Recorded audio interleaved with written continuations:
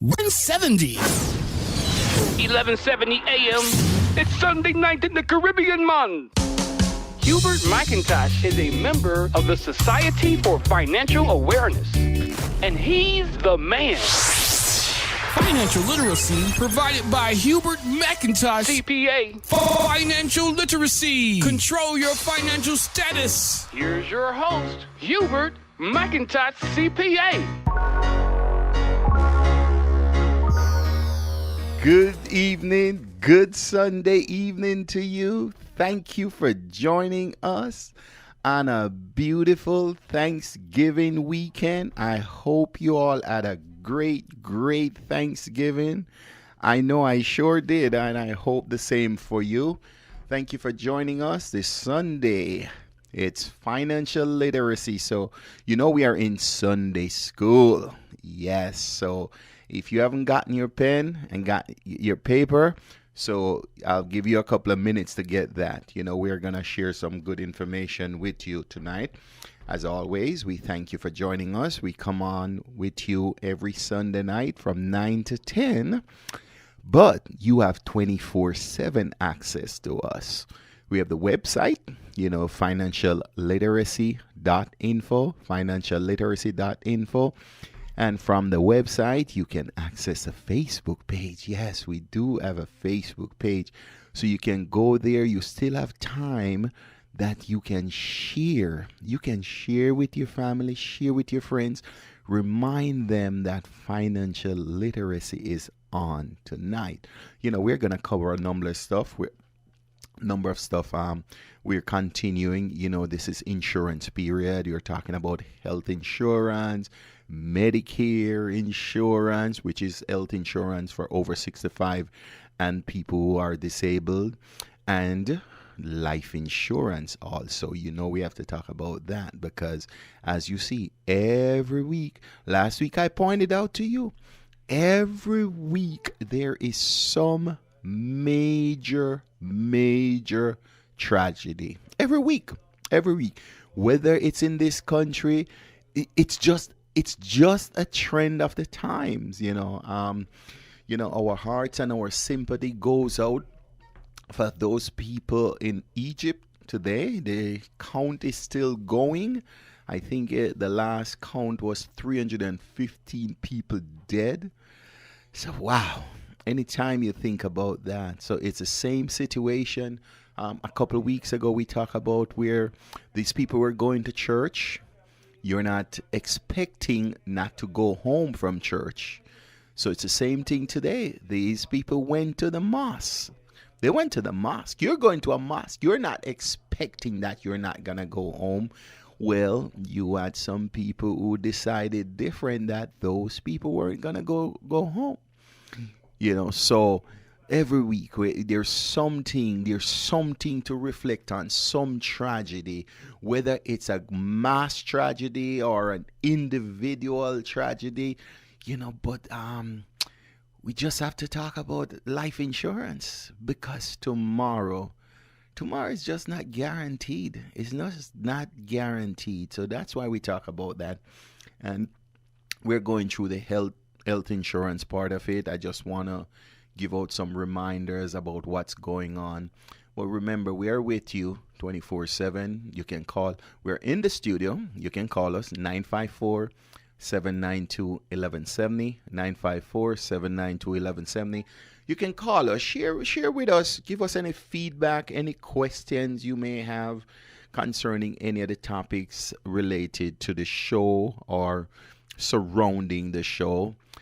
And also, we want to remind you that on the website, financialliteracy.info, you also have a link to the YouTube. We have a YouTube channel. Yes, we have a YouTube channel where all the previous shows have been recorded. All the previous shows. So if you miss any, or you're just curious to see what shows have been recorded, you can go through and you can look at the library. Once you go into the channel, you can look at the library and you can subscribe. Why we recommend that you subscribe is when you subscribe, any updates, like for instance, if a show is added, you will get a notification that this show has been added. So that's one of the reasons we recommend that. With Facebook, we'd also like you to like our page. Don't keep us a secret. Like our page and share it with your family and friends, because the information that you're getting, it does not cost you anything to share it with your family and friends, because some of it may be necessary for them. The saying goes, and I've shared that with you before, a candle loses nothing by lighting another candle. So if you can look at that, you are sharing, you are making a difference to a family. So we want to thank our affiliates, our previous show, Japi and C. Roy, they were on the great CR. It's also a time, as CR was mentioning about real estate, it's a very good time for someone to look at that, because there's so many advantages in home buying, in the sense that outside of tax planning and so forth and tax write-off, it's a way where you, in some situations, you can use that same money that you're paying for rent. Sometimes you'll be surprised that same money that you're paying for rent could be paying your mortgage. And you may ask, why is that necessary? Because you're using the same money, you're living somewhere, and you're also building equity. CR can explain that greater to you. He's the expert on that, But so we recommend that you call him and let him guide you through that process. I always remind you, never do things without a professional. If you're not a professional, it's just like you're gonna go to the doctor. You're gonna go to the doctor. You're gonna look up, even if someone refers you to a doctor. One of the first questions you're gonna ask is, how good is the doctor? So it's the same kind of thing. I know you have websites out there that you can look at and they can say, well, you're gonna get the information. But I recommend you seek professional advice. Okay? All right. So thanks again. So tonight we're going to get into the program. We're going to talk about Medicare. We're going to talk about health insurance. And we're going to talk about life insurance. And we're also going to talk about tax planning. Remember now, we are at November 26th. November 26th. So you have 1 month and 4 days before the year ends. So why are we mentioning tax planning? There is this misconception. I cannot tell you how many times people will come into the office in January and they're asking, what can they do to save on taxes? Well, when it's January, there's not much. You basically cannot do anything. You cannot do anything. Yeah, you can do one thing. You'll be able to contribute to an IRA. But outside of that, you cannot do anything. Tax planning is done during the tax year, not after the tax year. After the tax year, that's tax filing. And you ask me, what's the difference? Tax filing is where you're reporting what already happened. You can't change what happened in tax filing. And sometimes people expect that the tax professional can do miracles. The truth of the matter, after the tax year ends, the tax professional cannot do miracles. So sometimes, and I'll hear people say, yeah, but my tax professional did a miracle. Well, let me tell you something. Let me caution you. If you have a tax professional that's doing miracles after the tax year, be careful. You may be getting a letter from the IRS. Because what I found, a lot of tax professionals are people who claim to be tax professionals because they want to impress a taxpayer to use their service. Then what happens, sometimes they do things and put the person, the taxpayer, in jeopardy. And I'm not bad-mouthing tax professionals. Please don't take it that. But I'm just warning you. Like, for instance, one of the number one thing that the IRS is looking at, because it has become very abusive, is where a person don't have any children, but all of a sudden they get 3 children because Miss Mary sold them the social security of her children, and she's filing now for earned income credit. Folks, be careful. Be careful. Because if you never reported children in the past, over the past 5-10 years, and all of a sudden you're reporting 3 children, you're reporting 2 children, and the children are not twins. If they're not twins, so what's the challenge there now? If they're not twins, that means you cannot say they were born last year. If they were born last year and they're twins or they're triplets, yes, that's fine.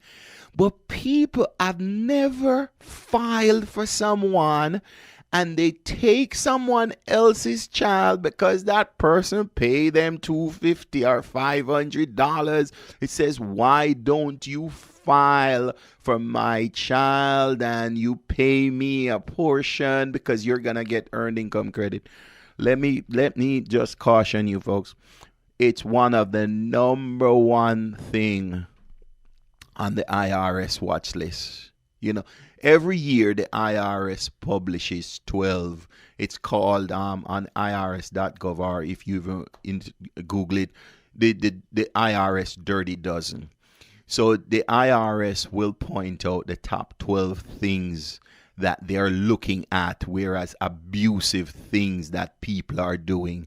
And for the past, I would say for the past 10 years, that is near the top, you know, whereas earned income credit fraud.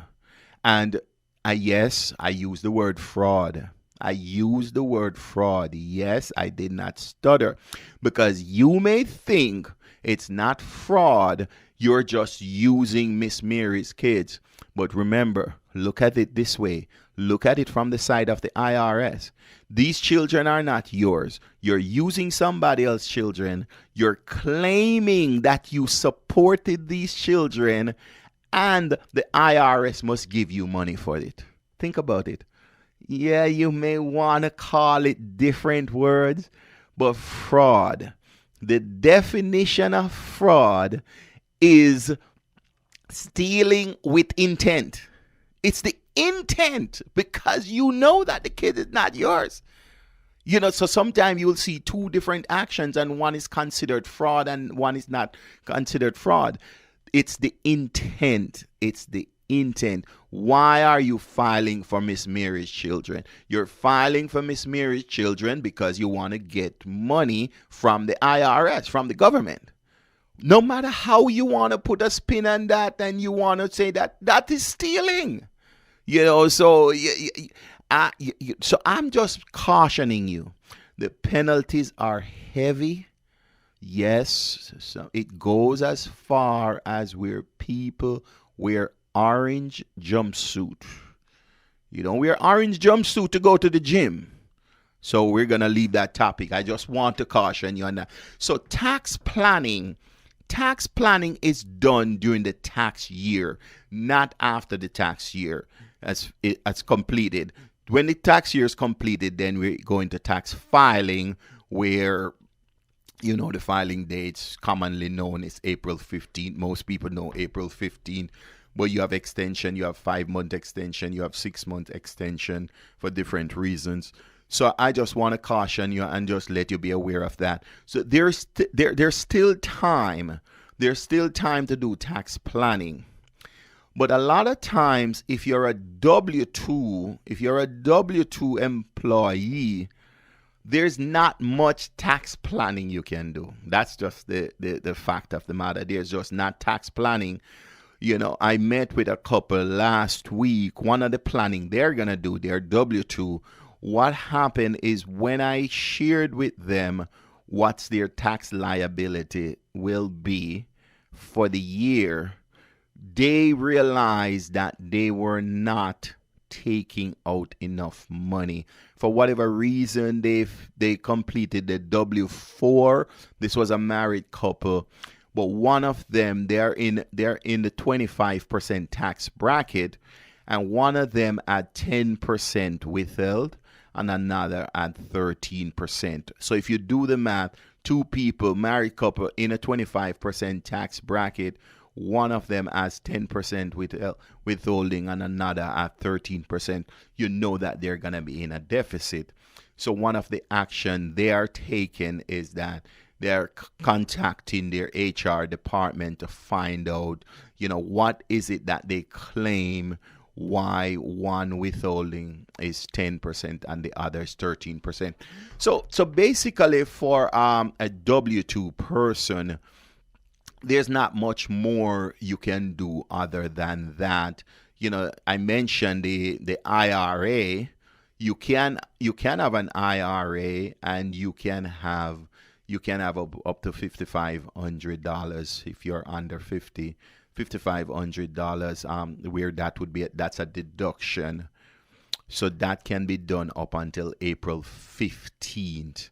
Okay, so just be aware of that.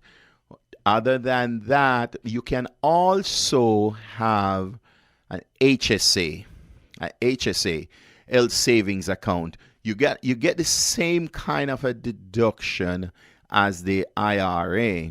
The number one thing you have to consider, though, you will not be eligible for a HSA unless you have a high deductible health insurance plan. It has to be a high deductible, so you have to check on that there. And this is another topic, again, where I mentioned it's always good to discuss with a professional. You can discuss that with your health insurance professional, because your health insurance professional should, and let me use the word should know about HSA and should be able to give you some guidance there. If your health insurance professional doesn't know about HSA, maybe you want a different health insurance professional, because it's directly linked. So if that person doesn't know, then I'm not sure if you could really call that person a professional, because, health insurance, look at what it says, health savings account, health insurance. So can you imagine you call someone an health insurance professional and they don't know about health savings account? Then they're not a professional. They're somebody who's trying something. And your assets, your capital is too important for you to making decisions by someone trying something. Don't get caught up in that. Because since we're on that topic, one other thing I'm seeing also, where has a health insurance professional, and I'm putting the professional in open and close quotes, where a single person made $80,000, and that person got premium tax credit for the health insurance. Folks, a single person making $80,000 is not eligible for tax credits, for premium tax credit for the health insurance premium. You're not, because what it says, the max for a single person is 4 times the poverty level. The poverty level is somewhere between $11,000 and $12,000 in income.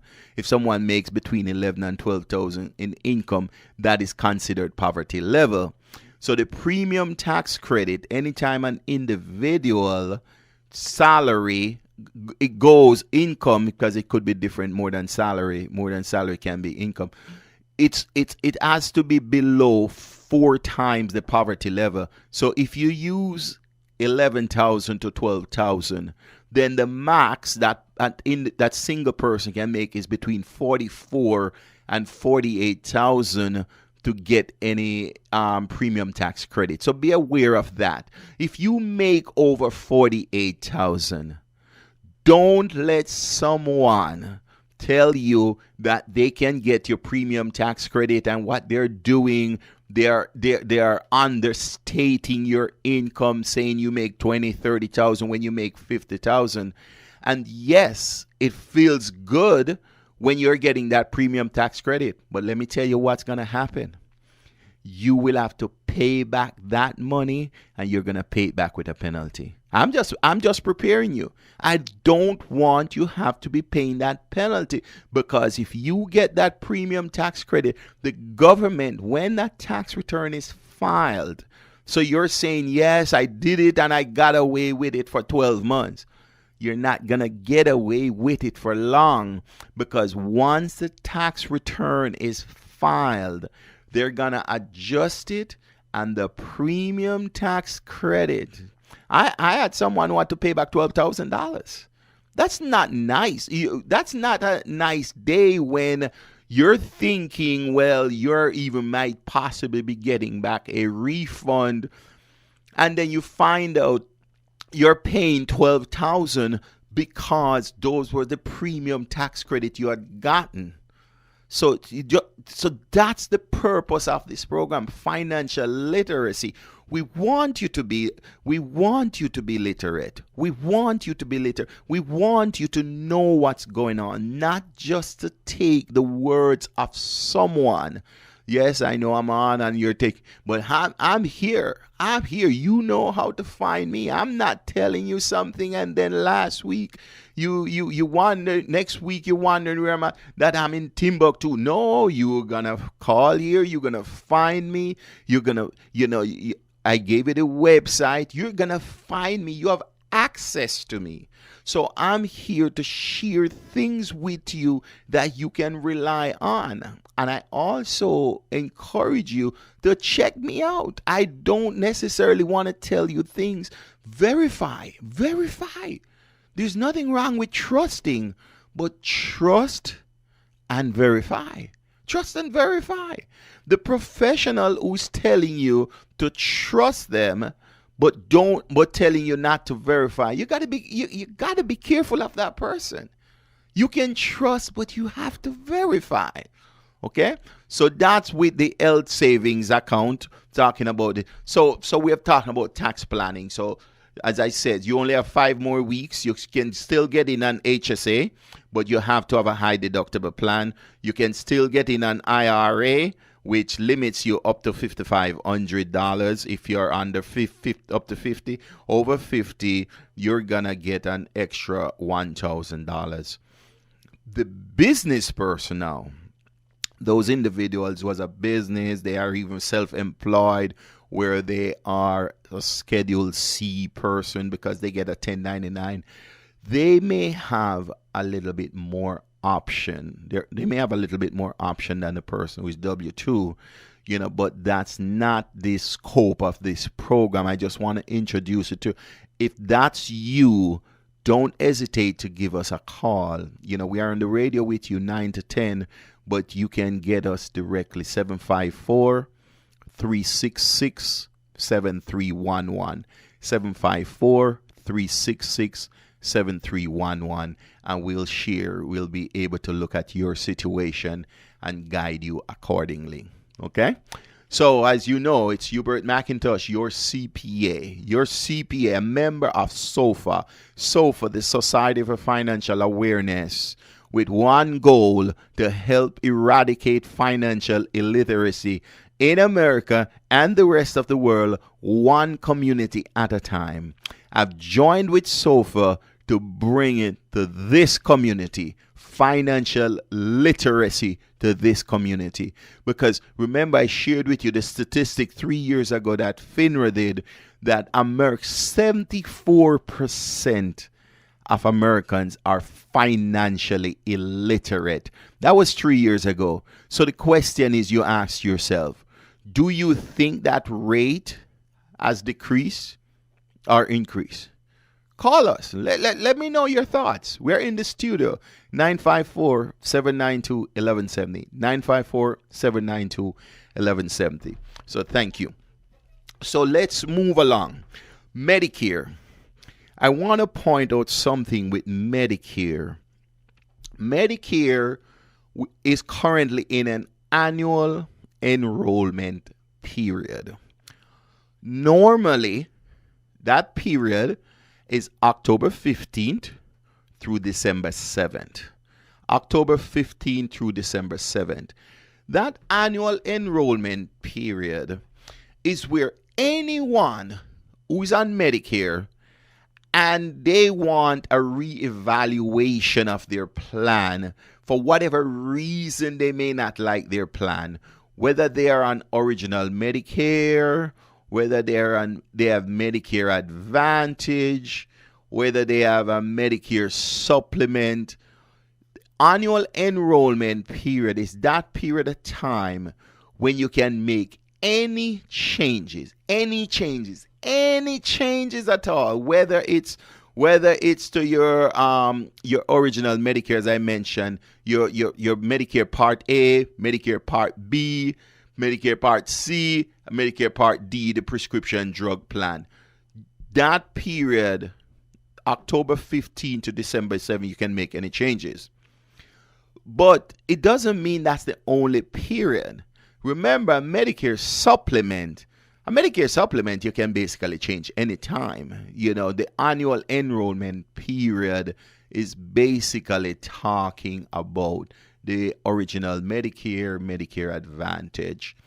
So the point I want to make for Florida and other counties affected by the three most recent hurricanes, those counties get an extension. Instead of the deadline being December 7th, it is now December 31st. Yes. So the Medicare extension, the AEP, mostly commonly known AEP, annual enrollment period, that has been extended to December 31st for Florida and other counties. And when I say other counties, it's because Florida is the only state where it was blanketed that all the counties in Florida, there's 67 counties in Florida. So all of Florida, the extension for Medicare enrollment, annual enrollment is through December 31st. So why I don't say other states? Because it specifically says counties. So you have counties in Texas, because Texas was affected also by the hurricane. So you have counties in Texas that you get that reprieve, but it's not all of Texas. So I don't want you to be confused with that. It's not all of Texas. It's counties in Texas. You could say which city. Well, I know it's all of Houston because all of Houston was affected, but there are other cities that were affected. So it's measured by counties. The same for Atlanta. The same for not necessarily Atlanta, Georgia. The same for Georgia, some parts of Alabama, South Carolina, and North Carolina, some counties. Okay? Oh my gosh, the clock on the wall, I tell you. Sunday nights, the fastest hour of the week is Sunday night between 9 and 10 p.m. So I'll have to take a short commercial break. So just stick and stay with us. We will be right back.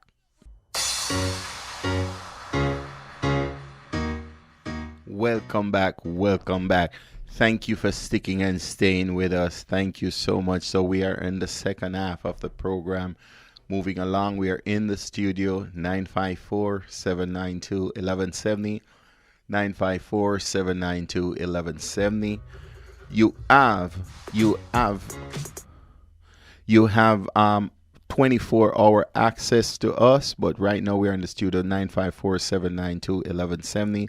You can visit us on the website financialliteracy.info, financialliteracy.info.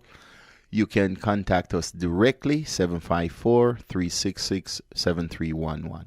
So call us in the studio. Give us your comments, any feedback, any questions that you may have. We are summarizing a bunch of topics as we come to the end of the year. We have 5 more weeks. We have 5 more weeks before the year ends. And there's some planning that you can still do before the year ends. We just reminded you about Medicare. There's been some changes with Medicare for Florida and other counties that were affected by the hurricane. I think Irma was one of them. Maria, I don't remember the other one. I think the other one was a guy. I forgot his name. So Jose, I think it was Jose. So you'll be able to make changes through your Medicare through December 31st. So if your professional delayed visiting you, I know I had a couple of people I was to see this week, and we had to move the time due to unforeseen circumstances. But remember that professional, you have until December 31st. You have until December 31st. The deadline is not December 7th, so you don't have to be alarmed. Regarding tax return, I need to point this out also, because one of the changes that was made also was regarding the tax filing deadline. The tax filing deadline for individuals normally is October 15th, and for corporation is September 15th. But because the hurricane happened prior to those dates, that was also extended. So the tax filing deadline, same scenarios for Florida and other counties affected, then the filing deadline has been moved to January 31st, 2018. Yes, January 31st, 2018. So if your tax professional told you that date and they didn't seem extra overly concerned, and you're thinking, well, oh my gosh, they haven't done my taxes yet. Well, what happened is it was extended to January 31st. We have one client where we told her that she came in before October 15th, and we told her, sometimes you tell the information and it backfires against you. So she took her tax returns to review, and we're expecting that she would review it and get back to us. And we contacted her last week. She says, well, you told me that it's January 31st is the deadline. And we had to say, well, because it's the deadline, it's January 31st. We don't expect you to take until January 31st to review it. So, so that was interesting, where sometimes I know you have other tax professionals have not shared that date because they don't want the people to procrastinate. So that's with the tax. So we have touched taxes. We have spoken about Medicare. We have updated you on that. Health insurance. And also, please keep in mind, I know you may hear conflicting things on the news, depending on what news channel you are listening to. The affordable health care is still there. It is not gone. That's the affordable health care, which is commonly known as Obamacare. It is still there. It is not gone. There are forces to do away with it. And as regarding the Obamacare as a professional, what I can tell you, there are pluses and there are minuses to it. Just like anything else in life, there's nothing in life that is 100% perfect. And there's nothing that is all bad either. You have things. So, and that's why I always encourage you to seek the guidance of a professional. Because as a professional, and you notice I emphasize the word professional, because not everybody who's doing something is a professional. You'd want to think they should, but not everybody is. And that is not beating up on anybody, but I just want you to be aware, just because someone says they do something, that doesn't make them a professional. Talking about taxes, you have tax preparers who are not tax professional. And you ask yourself, and it's a question I've been asking myself too, why does the government allow, the other day I was talking with a barber, and this was shocking. The barber couldn't believe that you have tax preparer who are not tax professional. Because as a barber, he's saying, wow, all I do is cut people, and I have to get a license. I have to have a license to cut hair. And here it is. People are filing people's taxes and they don't have to have a license. So that was a little bit shocking to him. So what I wanted to point out to you is, just because someone is doing something, it doesn't mean that they're a professional. So I encourage you, always check out people's credential. Always check out people's credential. So we have spoken about that. So Medicare, taxes, health insurance. So let's move now to life insurance. It's a topic I started talking to you about, and we didn't finish because we're talking about living benefits. And just going through and just give you back a summary of some of the stuff we have spoken about before. Remember, there are two types of life insurance. You have term life insurance and you have permanent life insurance. And so someone may say, well, one is bad, one is good. Remember, I just shared with you, nothing in of itself is just pure bad. You have to identify the good and the bad. Term life insurance is very good for the person who needs it. So it's not for everybody. No, term life insurance is not for everybody. Permanent insurance, no, is the same thing. Permanent insurance of itself is not necessarily bad or good. Contrary again, you may listen to other people who says that they're professional, and they'll tell you this one is bad and that one is bad. But you gotta be careful when you hear someone just blanket something and says it's bad, because you have to wonder, what's the purpose? Remember, there are messages. People can give you messages. So you have to ask yourself, what's the goal of the messenger? What is the messenger trying to communicate? It's like we're here with you every Sunday night. Our number one goal is financial literacy.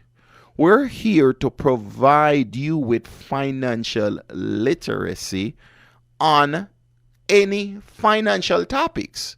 So that's why you'll see we talk about different things. This period of time, you may say, well, but why are you emphasizing just on the ones you are tonight? So what we try to do is provide you the education based on the season. So we happen to be in basically 3 seasons right now in terms of finances. One is medical, especially in this particular case, Medicare.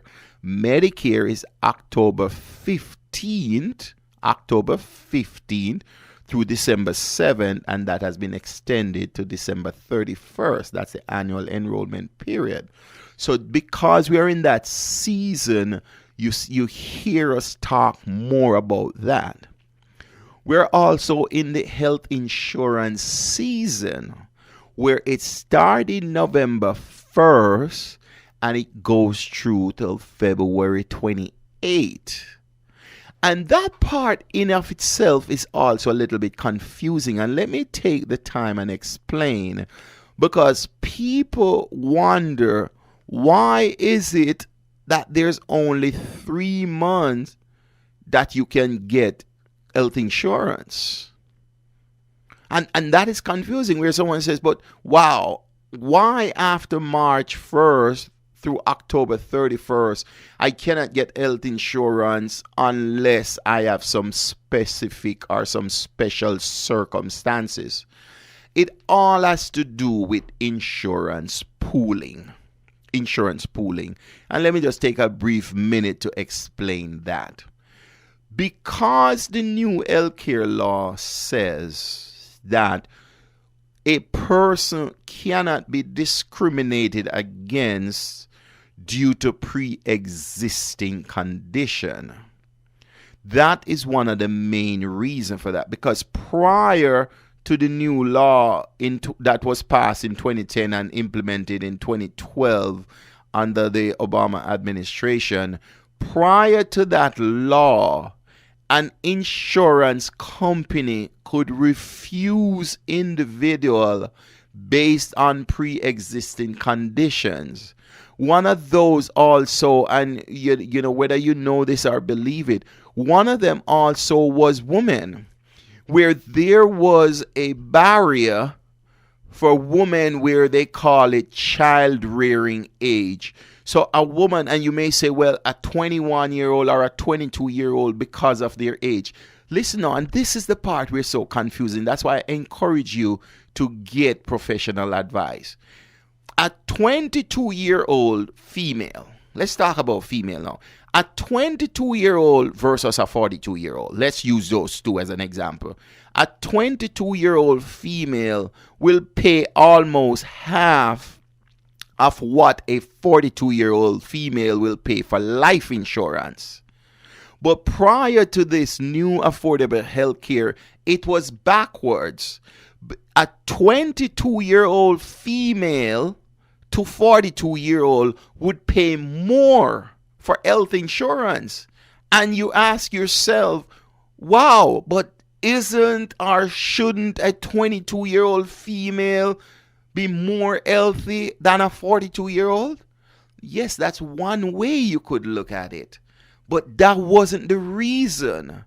The number one reason, even though the insurance company may not admit it, the number one reason where they're saying that between 22 and 42, it's more likely that a female would bear a child. So what happened because of that? There were discrimination against female who were between 22 and 42. I don't know the exact, but in that era where they call it child rearing age. So they're saying, well, because it's more likely for that female to have a child, then what happened? Their health insurance was more expensive. But that has been done away with, where the insurance company cannot prejudice against a female because of age or anything like that. They cannot. And they cannot if someone has cancer, no matter whatever illness you have, chronic illness or whatever, the insurance company cannot say they're not going to give you health insurance. So hence the pooling, why they put it now where it's just 3 months you can get it in under normal circumstances, because what they're saying is that if you're pooling the unhealthy people and the healthy people, then what happens? You may get a better sample where it balances out. But can you imagine Can you imagine? Just stop for a minute. And I know sometimes this is not explained on the news depending on what channel or what station, or depending on what the purpose of the person giving the message. Because sometimes people are giving messages because they have a motive. So outside of the motive, you have to look into why is something so. So here it is now. So if you get a pool where you have healthy people and unhealthy people, then the cost can go down, or the cost can be somewhat stabilized. And I know that's not what you're hearing in the news. You're hearing that, well, the affordable healthcare is bad because premiums have gone up. Is that true? Yes, premiums have gone up. But the truth of the matter is, if the truth is being told, the truth of the matter is it's not gone up for everybody. But if you hear the news, you don't hear that. But for some people, the premiums have gone down. And people are still getting premium tax credit, whether you believe that or not. But I'm giving you the facts. I'm not giving you the information where it's skewed to one party or one side. It's not about that. Financial literacy is about giving you the facts of the matter. It's not about opinion. None of the things I'm sharing with you are opinion. They're not opinion. You know, that would be a different show. If I had a different show where it says Hubert McIntosh opinion on something, then that would be different. But if you're teaching financial literacy, it cannot be based on opinions, because if it's based on opinion, then it would be flawed and it would not be literacy. Literacy is based on truth and facts, not on opinions. So that's why we're here. That's why we come to you on Sunday nights to bring you this information, because we want to make you aware. Okay, we want to make you aware. So that's why you see the time frame with the pooling of the health insurance. Because can you imagine if people only get health insurance when they need it? Who would get insurance? You know who would get insurance? It's people who feel like they need it because they have some health challenges. And here's the thing now. If it's just people who have health challenges who are going to get health insurance, then the system would break so bad. The system would break so bad in the sense that where you have hospitals where someone don't have any insurance. They go into the hospital. And the hospital is taking care of them. So when you hear about the health system in America and you tend to get on the bandwagon and say, oh my gosh, this is so bad, that is so bad, and you compare it with different countries because you hear people say, well, oh, this country is so much better than America because of the health. You know, it's not one of those answers that you can just say it globally. Are there deficiencies? Are there challenges? Yes, there are challenges. I'll be the first to tell you there are challenges. But I'm not going to sit here and tell you that it's just all bad, because that would not be true. So if one is being truthful to themselves, then they wouldn't make. But a lot of time people get on bandwagon, they hear this, and we'll just name a few countries and they'll say, oh my gosh, why can't the health insurance in America be as good as Canada? Why can't it be good as England? Why can't it be good as Sweden? And you hear these conversations. But you know the truth of the matter? You don't hear the other parts of it. So you have to weigh the situation. Whereas in America, if you have insurance and you have the money and you have an ailment, whether you have an hernia or something, and you want to remove that hernia, you can call the doctor, you can schedule your surgery, you can go do your surgery. Some of these other countries that you hear that it says it's better than America, blah, blah, blah.